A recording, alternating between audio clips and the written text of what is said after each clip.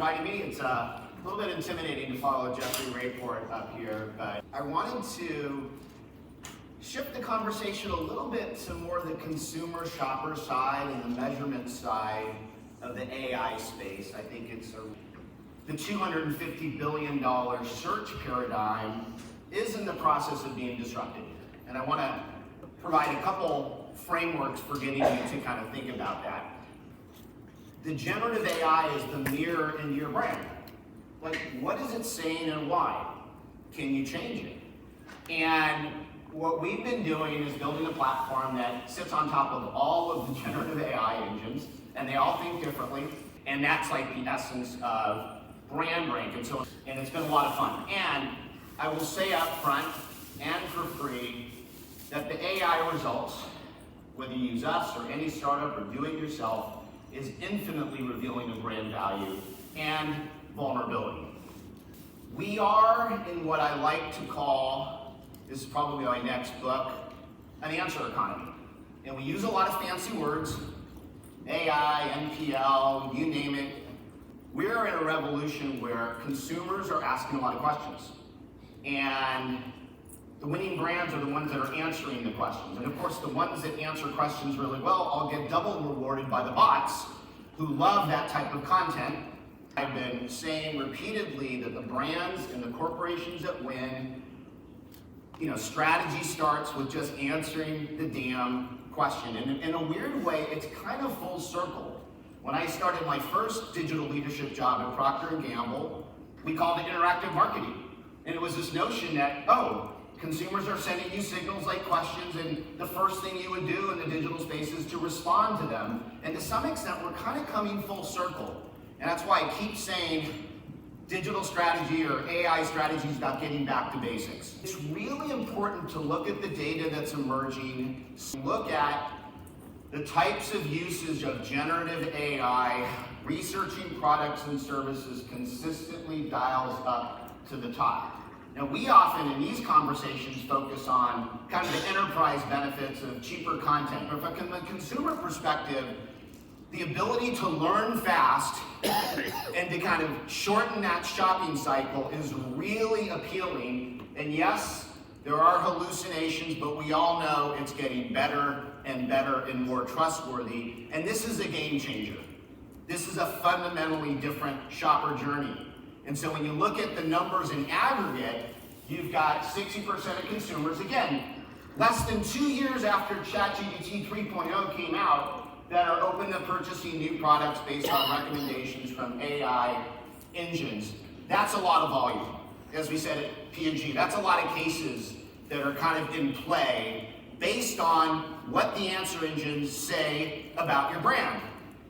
So this leads to a framework that I've come up with that I call the prompted moment of truth. And you've heard a lot from marketers about the first moment of truth, what you see on the shelf, the second moment when you use the product. Google had a notion of the zero moment of truth when you research, but the prompted moment of truth, I think, is the most important experience a consumer has with AI, where you ask a question, whether it's, can I trust Pampers, or what are the best baby products to buy, and you get one response. It's not 10 blue links, you get one blended response. And I won't say that categorically. You've got experimentation going on, Perplexity's trying a lot of different things, but fundamentally what unites all the LLMs is a blended response where they are putting together a brand narrative or a point of view, and that has huge implications for purchase behavior. And I often say that in the world of generative AI, your brand's a smoothie. And you've got all these different things that are in the data streams that are getting mixed into that prompted moment of truth.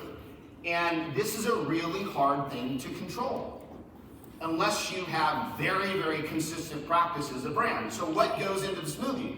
Well, you may have your brand content, and we've run thousands of audits, and your brand sponsored content is the #1 source that feeds into your smoothie. Ratings and reviews, that gets a little bit wobbly. Activist venom, I spent 8 years at Nestle in the trenches, managing activist venom. It was it infected Wikipedia, it affected everything. And brands that have a legacy of trouble, issues, generative AI never forgets. And that kind of leads into smoothies. So just imagine a lot of garlic being thrown in a smoothie. You've got, we work a lot with the Better Business Bureau, whether it's the Better Business Bureau, Consumer Reports, trust brokers are increasingly important. Now that's always been the case, but if you've ever dismissed the trust marks, they are going to be increasingly important in this prompted moment of truth kind of era. News and PR is still important. In fact, I think PR may actually dial up in importance, but you need to understand what sources get indexed. So, but understanding like what feeds in your smoothie is critical. This notion of the digital memory is a big aha, because kind of in the sustainability movement, and I was typing in all my favorite questions in the ChatGPT are Pampers sustainable, and it would say something like, well, P&G is trying, but they're not sustainable, and here are the reasons. AI is bringing a whole new era of accountability, and that means you just can't spin it. Where this impacts the search space is that we built the entire search business largely on a lot of manipulation. So you can buy advertising if you don't like the result, and then you've got a whole industry of players that are creating content farms and doing anything they can to give you page rank. I'm not suggesting naively that that is going away, but it is really hard to trick the LLMs. And think about it, they're all in an arms race to be the single source of truth. And so they're going to be really, really on guard about getting manipulated by the garbage. And so if you've got, if you're a brand trying to build good standing in that new shopper journey, you're going to have to get things right. You're not going to be able to buy your way through marketing. If you have a green issue, you're going to have to take a step back and say, hey, we got to do what we say. If you got a supply chain issue, you got to clean that up. Otherwise, it's going to remind you. Now, the analytics are pretty interesting, so that the metric that I love the most, and I'm a bit of a trust freak, is alignment. And that means do what you say. But what we do is that we do a digital footprint of what brands say, and brands are very aggressive in promising things. We will do X, and they will say that on their privacy policies, they'll say that on their general statements, they'll say that on their social media side. We take a footprint of that, and then we interrogate that across the entire web to find out if there's an alignment issue. If you're less than an 8, you got trouble. Here's an example where we'll look across every LLM to find out. Now you'll notice that perplexity is pretty high. Perplexity is an interesting one because you can tell they're really under a lot of pressure to drive revenue. So they give advertisers and brands a lot of forgiveness chips. Claude's interesting because they were created by the rebels who thought that generative AI was OpenAI was too capitalistic. And so they tend to be very stick it to the man. You have to really understand how these algorithms think to really win in this new world of search, because they are delivering that prompted moment of truth. Every brand needs to be super sensitive about what is their visibility. Are they showing up? And where it gets really tricky is at the category level. So it's one thing to go to ChatGPT and say, should I buy Starbucks? And then you want to know what that smoothie says. Where it gets trickier is if you say, what's the best coffee brand? And what's been really interesting to me is that the large brands tend to under-index. The challenger brands, the small brands, over-index. And why is that? It's not just that they're AI first, but the smaller brands are very intuitive about doing really obvious things like, oh, a consumer might have a question about my new brand. Let's make sure that we leave no question unanswered. The big brands have so much money to spend on advertising that they sometimes forget the basics. So you do see a lot of smaller coffee brands showing up much, much higher in generative AI results, partly because they over-deliver to the consumer. So here's another area where we can get into different degrees of product performance. And AI is just incredible at getting super specific about everything from brand recognition, product variety, and you can literally stack them up next to your competitors. Vulnerability is my favorite topic, partly because it brings everybody stands up and says, what's going on here? But yeah, you can look at vulnerability. In this case, this is in the coffee industry, from environmental impact to health concerns. We're not dealing with just a small number of data points.